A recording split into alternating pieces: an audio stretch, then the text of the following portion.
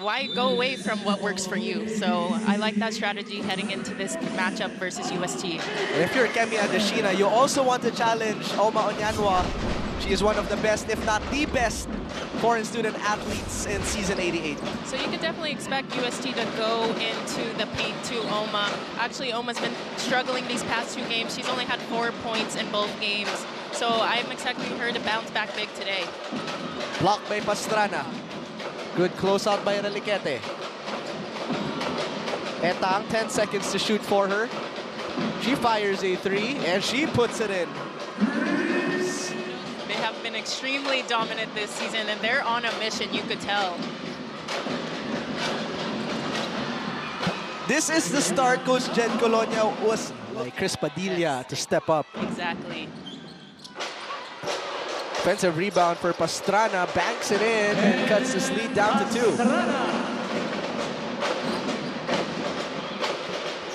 Apag pushing. Benyano for 2. The UST pressure is not bothering Adamson at all right now. They really set out to set the pace here in this ball game. Santos, the cross, drive, pull up, jumper. She has gotten really good at that move. She is. She has an amazing mid-range game.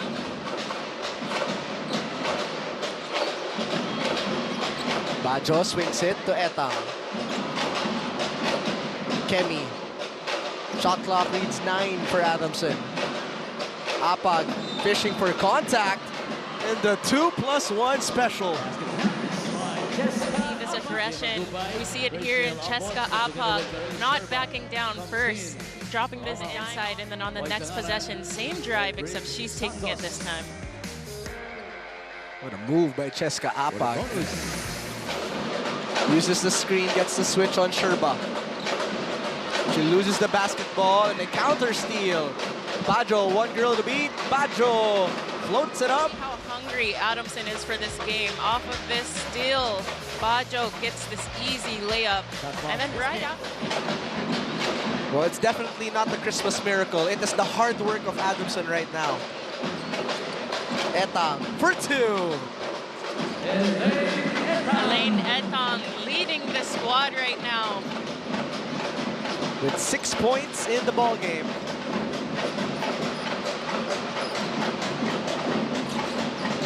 Soriano. Help defense comes, but a finger roll layup is made. It's Alaba. Does she see the clock? This one to beat the buzzer. Agoho sticks it back in. That's disrupting UST right now outside of their offense. Oma gets it inside. Onyanwa with a hook shot. Pescador. Her 3-pointer won't drop. And Alaba with the rebound. So we see now UST slowly closing this lead here in this game. But Adamson still showing they have fight left in them. Sherba, corner pocket 3, swishes it. And if you're Adamson, that is one player you do not want to get hot. Kirill Sherba, we know how consistent and confident she is with that ball in her hands. Closing in our last minute of the first quarter, Kim Lembago in and out, using her upper body to get the deuce. She has the numbers. Agoho saves it to the wrong jersey. And UST is now the one running. Sherba looks at the rim, wanting to score. Yes, she does. To get her mentally thinking about that. And it's exhausting. Pastrana. You were talking about? The footwork was alive, but the decision-making not the greatest. Onyanwa offensive rebound and the easiest 2 for Oma. So if you're Adamson, you have to be prepared mentally for those. The UST really good at switching in game. Etang though with a breakaway 2. And those are the most successful teams who can adapt on the fly. But I'm not quite sure what happened to Kent. Let's see this replay. Well, this was the easy transition. 5 seconds for Santos. Reliquete squares up her three-pointer, pure. Reliquete, another player you do not want to see get hot from that three-point range. She's had a great season so far here in UAAP season 88. And Limbago was rejected. And this just shows how dominant UST is. Like you said, this shot by Reliquete cut to 1. And this monster block. So I said they weren't all on the same page in the first quarter, but now they're communicating and they know what to do on the ball screens.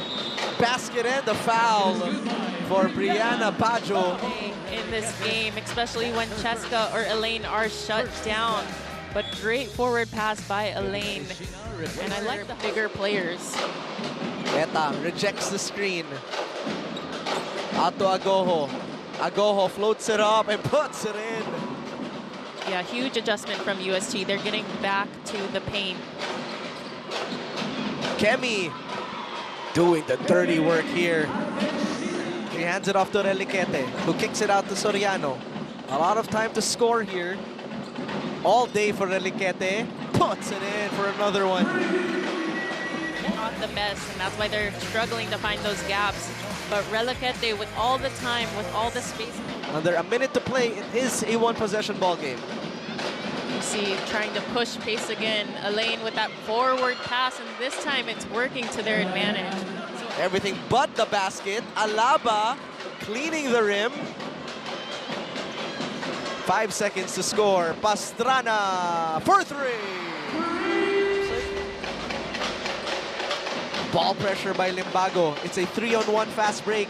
Limbago to Kemi Adeshina for the touchdown. To Santos. A pass to Ambos for the open two. Bridget managing to get that pass off in this ball game yet. So UST in unfamiliar territory for this season, but Eka Soriano, could she be the one to lead them here in this game today as they are only down by 1 point? Limbago thought twice. USD smothering them. It continues with more stops. Santos touch pass. Ambos. Here come the Growling Tigresses. Deadlock at 38 here. Oh no. It's a 4-point USD lead. And the scoreboard was a little bit delayed there. Approaching our halfway point here in our third frame. USD with a 2-point lead.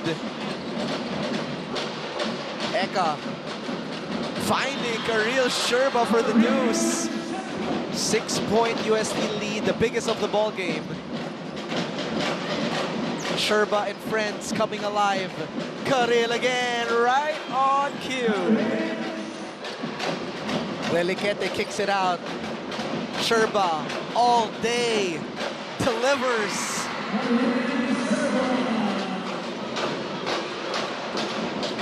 Nicole Danganan, crossover drop pass on Yanwa. Who knew Nicole Danganan had that in her? In disbelief. We've had a lot of volleyball players come out and support the women's basketball this season. I love to see it. No, she's supporting Coach Jen Colon. Shout out to Coach Jen. Eka waits for the Oma screen. She fires and hits the 3. And now we see Adamson in a 2-3 zone, trying to switch it up defensively themselves. And that is the best way to attack. Challenge this season so far. We see it there in the quarter scoring. Adamson came out to accept this challenge, had an outstanding first quarter. In the second, Reliquete. Ball pressure applied on Yanwa. The seal. Offensive rebound misses. Multiple opportunities. And Ambi Ambos finally.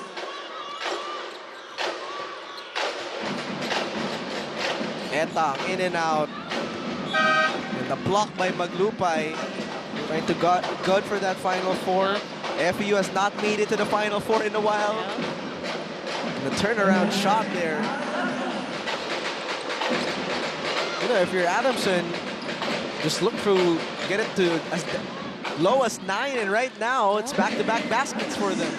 There's still a lot of time left in this game, so if Adamson can respond. Tanganan sticks it back in. And that's one thing Adamson needs to do is find a body as soon as that shot goes up. Find a body, box out. That was too easy for Tanganan. Tanganan again with the steal. Pastrana looks ahead. Santos, 2-on-2 fast break. Bridget's signature move. For each and every year, all these teams are getting additional pieces. Yes. And the talent pool just gets deeper. These players are so skilled now. Sa depth nila. And then they get... Such a great app, right? You can use anywhere. You can listen to while you're driving like Melissa did. Yep. It's Bridget Santos. And then... I'm just asking, Melissa. I almost said where home was. That was an unscripted way to promote our Pilipinas Live app. Eta, second half, has been a struggle for her. Apag, with a scary fall. She is still down right now, holding onto her left foot. She's grimacing in a lot of pain. 20-point lead. Bajo fires a 3, so that one much needed earlier today. And if they can find a way to knock down those threes to further space out the floor, Mel. That was one thing that hurt them greatly today is their three-point field goal percentage. They had good looks, they just could not get them the ball. There's some big teams ahead as well. UST UP.